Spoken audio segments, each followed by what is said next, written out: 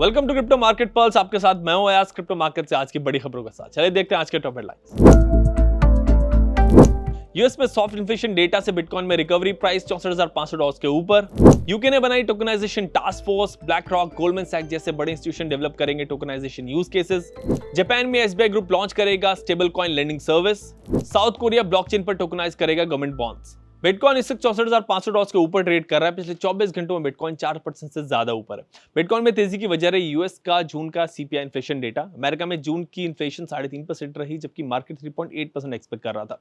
जब महंगाई कम होती है तो इंटरेस्ट रेट हाइक के चांसेस भी कम हो जाते हैं। लो इंटरेस्ट रेट्स क्रिप्टो मार्केट के लिए बुलिश सिग्नल होते हैं, क्योंकि सस्ते लोन का मतलब होता है कि मार्केट में और ज्यादा पैसा आएगा। इसीलिए इन्फ्लेशन डेटा आता ही बिटकॉइन में बाइंग देखने को मिली और सिर्फ 60 मिनट के अंदर $135 मिलियन की शॉर्ट पोजीशंस लिक्विडेट हुई, जिससे रिकवरी को और मोमेंटम मिला। यूके गवर्नमेंट ने टोकनाइजेशन को बढ़ावा देने के लिए एक टास्क फोर्स बनाई है, जिसमें ब्लैक रॉक, गोल्डमैन सैक्स, जेपी मॉर्गन, मॉर्गन स्टैनली जैसे बड़े फाइनेंशियल इंस्टीट्यूशन शामिल है। ये टास्क फोर्स अगले 12 महीने तक यूके के फाइनेंशियल मार्केट में real world tokenization use cases develop करेगी।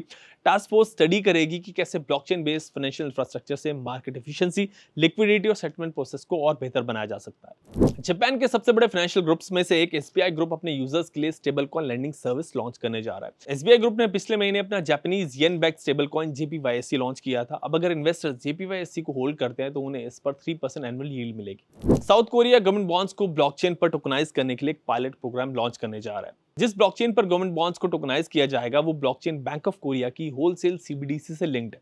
इस प्रोजेक्ट का मकसद ये टेस्ट करना है कि फाइनेंशियल इंस्टीट्यूशन के लिए बनाई गई wholesale CBDC capital markets infrastructure को सपोर्ट करती है या फिर नहीं। अब चेक करते हैं मार्केट में top gainers and top losers कौन से हैं।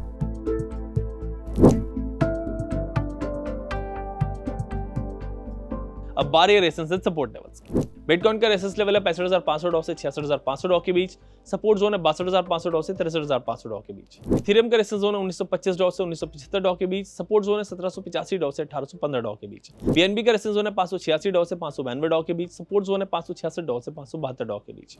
सोलाना का रेजिस्टेंस जोन है $78 से $80 के बीच। सपोर्ट जोन है $74 से $76 के बीच।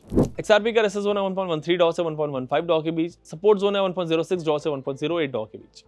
$64,500 के आसपास बिटकॉइन के लिए स्ट्रॉन्ग रेजिस्टेंस है। अगर बिटकॉइन इस लेवल के ऊपर सस्टेन करता है तो फिर $66,000 और उसके बाद $68,000 तक के मूव्स पॉसिबल हो सकते हैं।